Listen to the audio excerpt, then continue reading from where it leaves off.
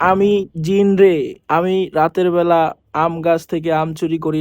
আহ কি মজা! ওই যে এখানে এক্সপার্ট কিছু খেলোয়াড় আছে যারা ভালো ক্যাচ ধরতে পারে। বাংলাদেশের কোনো প্লেয়ার ক্যাচ মিস করলেও এই আমের ক্যাচ মিস করবো না এরা দেয়। কি অবস্থা গাইস, এখনই কমেন্ট করে জানিয়ে ফেলো, এরপর আজকের ব্লগটা এনজয় করতে থাকো। বিকালে ছাদে যাওয়ার পর দেখি সানসেট ভিউ। গাইস দেখো কত সুন্দর একটা সানসেট ভিউ পেয়ে গেলাম। এরপর আমি সানসেটের সাথে একটা ক্লিপ নিলাম আর কি, এই দেখতে থাকো। এরপর গাইস বসে পড়লাম আমার এই ফেভারিট জায়গা। এই জায়গাটা আমার খুব ফেভারিট, কারণ জানি না এখানে বসে ভিডিও করতে, কথা বলতে বা বসে বসে আশেপাশের ওয়েদার দেখতে আমার খুব ভালো লাগে, কেন জানি না, কিন্তু এখানে বসতেই ভালো লাগে। অনেকক্ষণ বসেছিলাম, এখন হচ্ছে যে বাসায় ঢুকবো, দেন হচ্ছে যে আমি এখন আজকের যে মিশনটা সেই মিশনের উদ্দেশ্যে বের হব। এরপর একে একে করে আমার বাকি বন্ধুরাও চলে আসছে, ওদের সামনে আসতেছে এখন কি করে।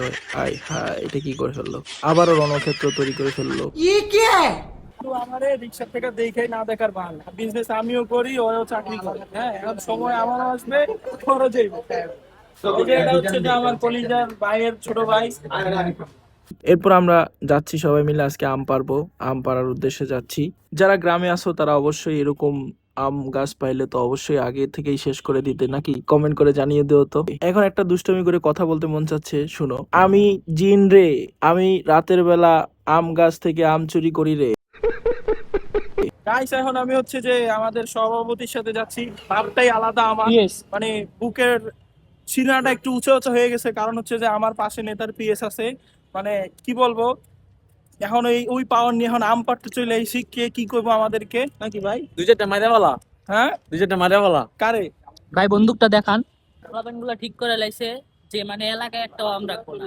এই গুলশানের এই রোডে বা যতগুলো আম গাছ আছে একটাও রাখবো না। এখানে এক্সপার্ট কিছু খেলোয়াড় আছে যারা ভালো ক্যাচ ধরতে পারে।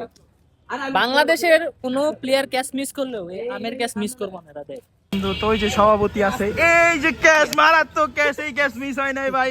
আপনি কেমন আনন্দ পেয়েছেন ভাই? সেই না ভাই, অনেক আনন্দ ভাই। এরকম ক্যাচ আমাদের বাংলাদেশ ক্রিকেট বোর্ডেও কেউ ধরতে পারবে না ভাই। পাকনামি করে আমি ক্যাচ ধরতে গেছিলাম, কিন্তু আমার দ্বারা ক্যাচ ধরা হচ্ছিল না। এই পাকনামির ফলে পরে হচ্ছে যে আমার হাতের 12টা বেজে গেছে, এই যে দেখো।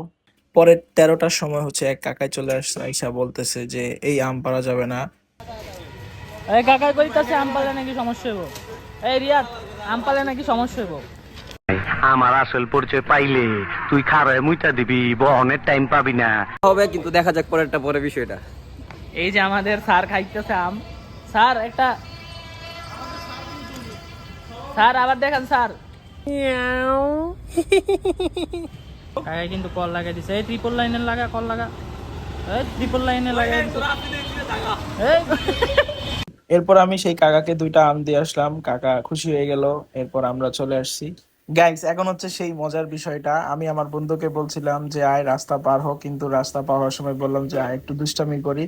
পরে ও একটু দুষ্টামি করে পাটাকে একটু রাস্তা হেলাই দিছে, আর রাস্তা পার হচ্ছে, দেখেন ওর কাণ্ড কারখানা কি করতেছে। এইদিকে আরেক বন্ধুরা থাপড় দিচ্ছে, পরে গাড়িও থেমে গেছে। যাই হোক, এই দুষ্টামি ওর অন্য কেউ করতে যায়ও না, এটা আমরা হঠাৎ করে করতেছিলাম। যাই হোক, কিছু মনে করো না, সরি। তারপরও আনন্দটা অনেক জোশ ছিল। এরপরে আবার হচ্ছে যে এই পার থেকে আবার ওই পারে যাচ্ছে, এইদিকে গাড়িটাও সিরিয়াসলি থেমে গেছে। এখন কি করে দেখেন, ওই থেমে যাবে, হঠাৎ করে একটা বাইক চলে আসার কারণে ওই ভয় পেয়ে গেছে। পরে হচ্ছে বাইক এলেও ভয় পেয়ে গেছিল, পরে ওই আবার সোজা হাঁটা শুরু করছে ভাই, সবাই হাসতে হাসতে। এখন আমরা সবাই মিলে মুড়ি খেতে বসছি, আমরা আড্ডা দিচ্ছি আর মুড়ি খাচ্ছি। ভাই এই মোমেন্ট গুলো আসলে অনেক ভালো, বন্ধুরা মিলে একসাথে আড্ডা দেওয়া, কিছু খাওয়া, চা খাওয়া, মুড়ি খাওয়া। একটা সময় আসবে যে সময় মনে করেন যে হাতে টাকা পয়সা থাকবে, কিন্তু এরকম বন্ধুদের সাথে আড্ডা দিয়ে মুড়ি খাওয়া, দুষ্টামি ফাজলামি করা, এগুলো অনেক মিস করব। কিন্তু চেষ্টা করব যেন আমরা এই সময়গুলো ইনশাল্লাহ ভবিষ্যতেও কাটাতে পারি আর কি।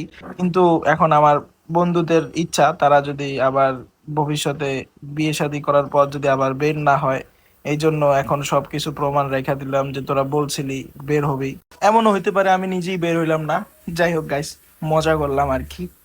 এরপর আখের রস খাইতে চলে আসছি। আখের রসের জন্য এখন এখানে একটা ঘটে গেছে মজার কাহিনী, দেখো কি ঘটে। এটা কিন্তু বরফ দেওয়া ছিল।